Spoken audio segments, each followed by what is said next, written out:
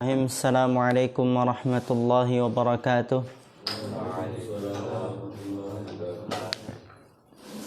Alhamdulillahi wa kafa. Wassalatu wassalamu ala nabiyyina al-mustafa wa ala alihi wa sahbihi ila yaumil wafa, amma ba'd. Rabbi shrah li sadri wa yassir li amri wahlul 'uqdatam min lisani yafqahu qawli. Allahumma 'allimna bima yanfa'una wanfa'na bima 'allamtana wa zidna 'ilman nafi'a. Allahumma arinal haqqa haqqan warzuqna ittiba'ah wa arinal batila batila warzuqna ijtinabah. Rabbana ighfir lana wa liwalidina warhamhum kama rabbawna shighara. Insyaallah pada pagi hari ini kita melanjutkan kajian kita dalam kitab Jami'ul Ulumi wal Hikam, dan kita sampai pada al-hadithul awwal, hadis yang pertama, yaitu an Umar radhiyallahu ta'ala anhu qala sami'tu Rasulullah sallallahu alaihi wasallam yaqul. Dari sahabat Umar, semoga Allah meridhoinya, ia berkata, aku telah mendengar Rasulullah sallallahu alaihi wasallam bersabda, innamal a'malu binniyati wa innama likulli imri'in ma nawa. Kata Rasulullah sallallahu alaihi wasallam, innamal a'malu binniyati, sesungguhnya amalan-amalan itu tergantung dengan niatnya. Wa innama likulli imri'in ma nawa, dan sesungguhnya setiap orang ma nawa, mendapatkan sesuai dengan yang ia niatkan.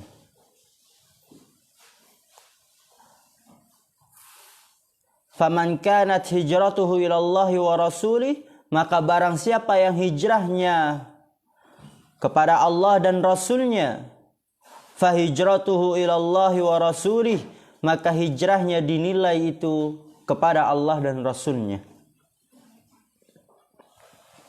Wa man kanat hijratuhu lidunya yusibuha aw imra'atin yankihuha fahijratuhu ila ma hajara ilaihi, dan barang siapa hijrahnya karena dunia yang hendak ia raihnya, aw imra'atin yankihuha, atau perempuan yang hendak ia nikahinya, fahijratuhu ila ma hajara ilaihi, maka hijrahnya itu dinilai hanya kepada apa yang ia inginkan saja. Rawahul Bukhari wa Muslim, diriwayatkan Imam Bukhari dan Imam Muslim.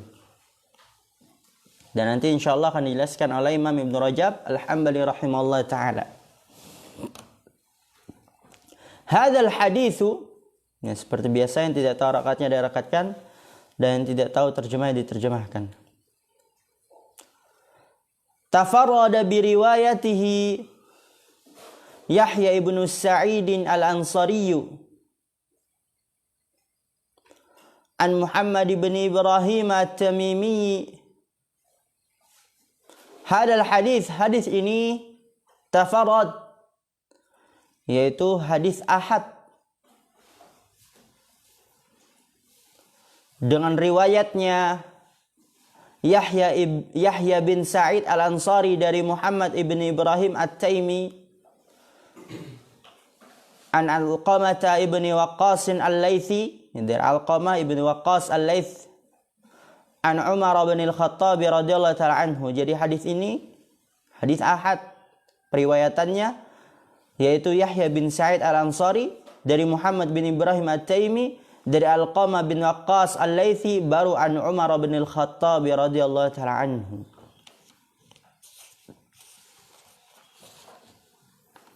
Wa laysa lahu tariqun tasihhu ghaira hadhihi at-tariqi. Wa laysa lahu tariqun, dia tidak memiliki jalan periwayatan yang benar selain jalan ini.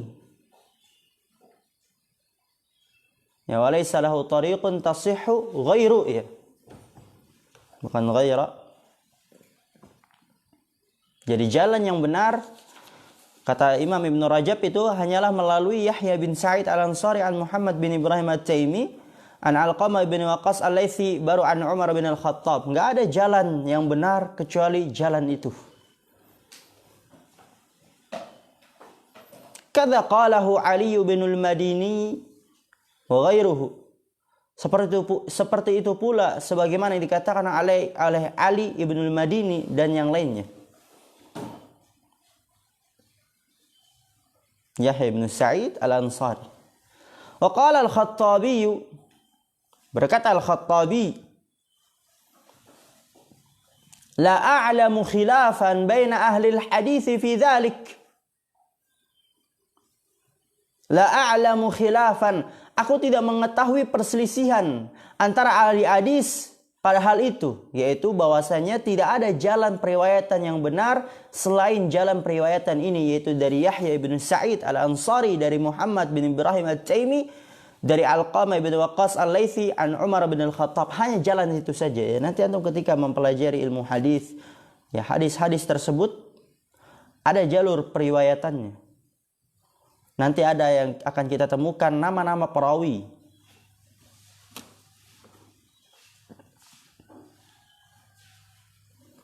Ma'annahu qad ruwiya min hadits Abi Sa'id wa ghairihi. Ya, padahal dia telah diriwayatkan dari hadis Abi Sa'id dan yang lainnya. Wa qad qila, dan juga dikatakan, innahu ruwiya min turuqin katsiratin lakin la yasihhu min dzalika syai'un 'indal huffadhi.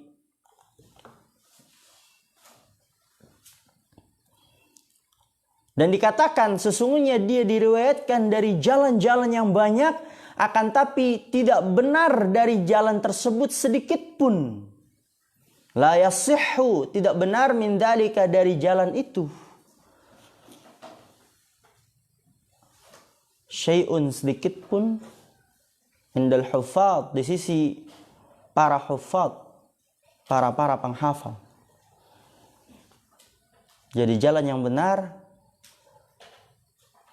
ya, jadi banyak periwayatan dari jalan-jalan yang lain, tapi yang benar itu hanyalah jalannya melalui periwayatan Yahya bin Sa'id al-Ansari an Muhammad bin Ibrahim at-Taimi an Alqamah bin Waqqas al-Laitsi an Umar bin al-Khattab. Dan itu sebagaimana dikatakan oleh Ali ibn al-Madini dan yang lainnya. Begitu juga al-Khattabi mengatakan la a'lamu khilafan baina ahli al-hadits fi dzalik.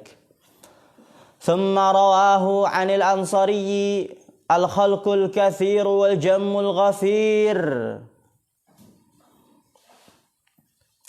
Kemudian diriwayatkan dari Al-Ansari, yaitu Yahya bin Sa'id Al-Ansari, diriwayatkan dari beliau al-khalqul katsir wal jammul ghafir, banyak sekali periwayat. Yahya bin Sa'id Al-Ansari, ya, setelah Yahya bin Sa'id Al-Ansari itu datang setelahnya banyak sekali periwayat. Faqila rawahu anhu aktsaru min mi'atay rawin. Faqila, dikatakan, rawahu anhu, yang darakatkan aktsaru min mi'atay rawin. Dikatakan, diriwayatkan dari Al-Ansari, Yahya bin Sa'id Al-Ansari, lebih dari 200 perawi. Waqila rawahu anhu 700 rawin. Dan dikatakan, diriwayatkan dari Al-Ansari, Yahya bin Sa'id Al-Ansari, 700 rawin, 700 perawi. Banyak sekali periwayat perawi setelah Yahya bin Sa'id Al-Ansari. Dikatakan lebih dari 200, ada lagi dikatakan yaitu 700. Wa min a'yanihim, dan termasuk dari tokoh periwayat tersebut yang dikatakan sekitar 200 lebih, ada yang mengatakan 700 perawi periwayat. Salah satunya adalah Malik, wa Thawri, wal Auza'i, wa Ibnul Mubarak, wal Laits ibn Sa'd, wa Hammad ibn Zaid, wa Syu'bah, wa Ibnu Uyainah, wa ghairuhum. Itu adalah tokoh-tokoh periwayat yang termasuk dari 200 atau dikatakan 700 periwayat setelah Yahya bin Sa'id Al-Ansari. Perhatikan, sekarang kita sudah masuk keutamaan yang disebutkan oleh para ulama tentang hadis ini. Saya minta antum fokus. Wattafaqal ulama'u ala sihhatihi wa talaqqihi bil qabuli. Wattafaqal ulama' ala sihhatihi, dan para ulama bersepakat ala sihhatihi, akan kesahihan hadis tersebut, atas kesahihan hadis tersebut, wa talaqqihi bil qabul, dan menerimanya. Kalau terletnya itu dan menjumpainya dengan penerimaan. Ya, talaqqih, menjumpainya, bil qabul, dengan penerimaannya. Jadi para ulama bersepakat akan kesahihan hadis tersebut dan menerima hadis tersebut. Salah satu buktinya para ulama menerima hadis tersebut, sepakat akan kesahihannya. Kata Imam Ibn Rajab Al-Hambali rahimahullah ta'ala, wa bihi saddara al-Bukhari kitabahu as-sahih wa aqamahu maqamal khutbati alaihi au khutbati lahu. Wabihi, dan sebab itulah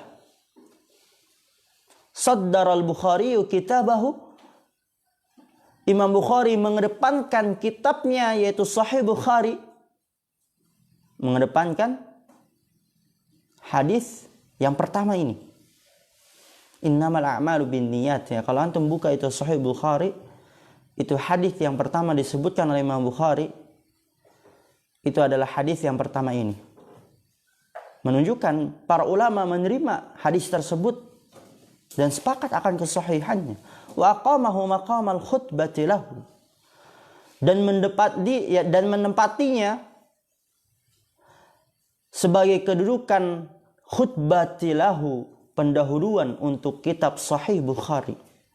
Yang menempati hadis tersebut sebagai pendahuluan untuk kitab Sahih Bukhari. Ya, qum ya Faruq, qum. Apa tujuannya? Lihat di sini. Imam Bukhari menjadikan hadis yang pertama, innamal a'malu binniyat, itu sebagai muqaddimah kitab Sahih Bukharinya. Ditempatkan sebagai khutbati lahu, isyaratan minhu ila anna kulla amalin la yuradu bihi wajhullahi fahuwa batilun la thamarata lahu fid dunya wala fil akhirati. Perhatikan, tujuannya itu adalah isyaratan minhu, sebagai isyarat dari hadis tersebut kepada anna kulla amalin, bahwasannya setiap amalan, la yuradu bihi wajhullah, yang tidak diinginkan dengan amalan tersebut wajah Allah, enggak ikhlas, ingin dilihat, ingin didengar, ingin disanjung, ingin dipuji, atau bahkan amalannya itu untuk selain Allah, agar untuk wali fulan, dipersembahkan kepada orang soleh fulan, fahuwa batilun, maka amalan tersebut batil, sia-sia. Yaitu apa maksudnya batil? La thamarata lahu fid dunya wala fil akhirati. La thamarata, tidak ada hasil baginya di dunia sama sekali, wala fil akhirati, dan tidak juga di akhirat, sama sekali dia tidak akan mendapatkan hasilnya. Jadi di situ Seakan-akan Imam Bukhari mengatakan, wahai para pembaca yang ingin membaca hadis yang ada di dalam kitabku Sahih Bukhari, yang ingin menuntut ilmu dan menuntut ilmu adalah ibadah, ingatlah akan hadis yang pertama ini. Aku letakkan di muqaddimah, pendahuluan, yaitu untuk kita tetap terus memperbaiki niat kita. Kita belajar menuntut ilmu agama, membaca hadis dari Sahih Bukhari misalnya yang kita bahas ini, itu untuk apa? Dipersembahkan kepada siapa? Karena apabila tidak ikhlas, tidak diinginkan dengan sebabnya wajah Allah, maka yang kita lakukan batil, tidak mendapatkan apa-apa di dunia maupun di akhirat. Oleh karena itu, begitu juga untuk kita. Kita duduk di majelis ini, mendengarkan kajian. Untuk apa? Perbaiki lagi niat kita. Apa tujuan kita datang ke pondok pesantren ini? Jauh-jauh dari pelosok, masa untuk tidur? Yang masih ngantuk, langsung segera ambil air wudu, atau mungkin dia izin ingin berdiri, ya nggak apa-apa.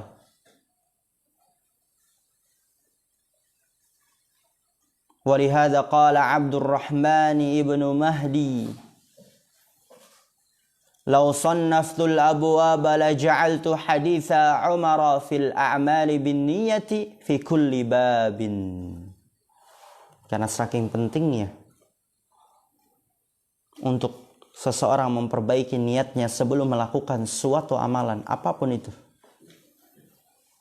Walihada, dan oleh karena ini, qala Abdurrahman ibn Mahdi, berkata Abdurrahman ibn Mahdi, "Law sannaftul abwaba," jikalau aku mengarang bab-bab, bab pertama tentang ini, bab yang kedua tentang itu, bab yang ketiga dan seterusnya. Kalau seandainya aku mengarang bab-bab, la ja'altu haditha Umar fil a'mali bin niyati fi kulli babin. Niscaya aku akan menjadikan hadis Umar fil a'mali bin niyah, yaitu innamal a'malu bin niyat, ya. Amalan itu tergantung dengan niatnya. Aku jadikan hadis tersebut ada di setiap bab, fi kulli babin. Lihat ini, perkataan yang indah. Perkataan yang seperti ini, ya butuh antum itu kasih stabilo. Antum kasih itu garis merah.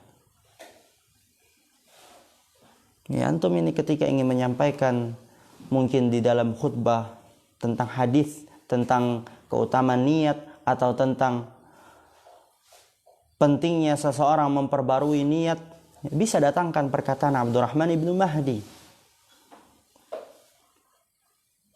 Dan ini yang dilakukan oleh para ulama ketika mensyarah hadis yang pertama ini. Dan ini jarang antum jumpai ketika antum mendengarkan kajian tematik yang sifatnya ringkas, bukan mengkaji kitab. Ya mungkin antum akan mendapati ya di sebagian ustadz, ketika dia mengkaji kitab hadis Arba'in An-Nawawiyah, hadis yang pertama, mungkin antum akan mendapati perkataan ini. Tapi ketika antum tidak memiliki acuan dalam suatu buku, sulit antum buat mencatat. Nah, di sini ada perkataannya. Misal antum mendengarkan kajian Ustadz Fulan, dia mengkaji kitab Arba'in Nawawiyah sampai hadis yang pertama ini, mendatangkan perkataan Abdurrahman ibn Mahdi, bagaimana antum mencatat? Cepat. Biasa didatangkan. Wa anhu annahu qala man arada an yusannifa kitaban falyabda bi haditsil a'mali bin niyat. Dan dari Abdurrahman ibn Mahdi bahwasanya ia berkata, man arada an yusannifa kitaban, barang siapa yang ingin mengarang sebuah kitab, falyabda, maka hendaknya dia memulai dengan hadis al-a'mali bin niyat. Kemudian lihat sekali lagi, wa hadzal haditsu ahadul ahaditsil lati yadurud dinu 'alaiha. Ya, wa hadzal hadis, hadis ini ahadul ahadis adalah salah satu hadis-hadis yang yaduruddinu 'alaiha, yang agama berputar di atasnya, yang agama berporos di atasnya. Jadi hadis ini, innamal a'malu binniyat, salah satu hadis-hadis yang menjadi poros agama. Yaitu ketika kita mempelajari syariat, itu pasti akan mengenai hadis ini. Ketika antum mempelajari bab salat, mempelajari bab zakat, mempelajari bab puasa, dan sebagainya, pasti berkaitan dengan innamal a'malu binniyat. Oleh karena itu hadis ini adalah poros agama, salah satu dari hadis-hadis yang menjadi poros agama. Kemudian lihat lagi, faruya 'ani Syafi'i annahu qala, maka diriwayatkan dari Imam Asy-Syafi'i bahwasanya ia berkata, hadzal haditsu thuluthul ilmi. Hadzal hadis, hadis ini adalah sepertiga ilmu. Nanti kita akan bahas perkataan para ulama. Ada yang mengatakan hadis ini sepertiga ilmu, ada yang mengatakan seperempat ilmu, ada yang mengatakan setengah ilmu. Jadi nanti akan ada perkataan para ulama bahwasanya pondasi Islam dibangun di atas 4 hadis. Berarti salah satunya hadis ini, maka hadis ini menjadi seperempat ilmu. Ada ulama lagi yang mengatakan agama Islam pondasinya itu dibangun di atas 3 hadis. Dan hadis ini salah satunya, maka hadis ini sepertiga ilmu. Ada yang mengatakan pondasi Islam dibangun di atas 2 hadis, maka hadis ini setengah ilmu. Kesimpulannya, hadis ini sangat mulia. Kita taruh hadis ini sebagai sepertiga ilmu, sebagaimana dikatakan oleh Imam Asy-Syafi'i. Maka ketika kita mengkaji hadis yang pertama ini, maka kita telah mempelajari setengah ilmu agama. Wa yadkhulu fi 70 baban minal fiqhi.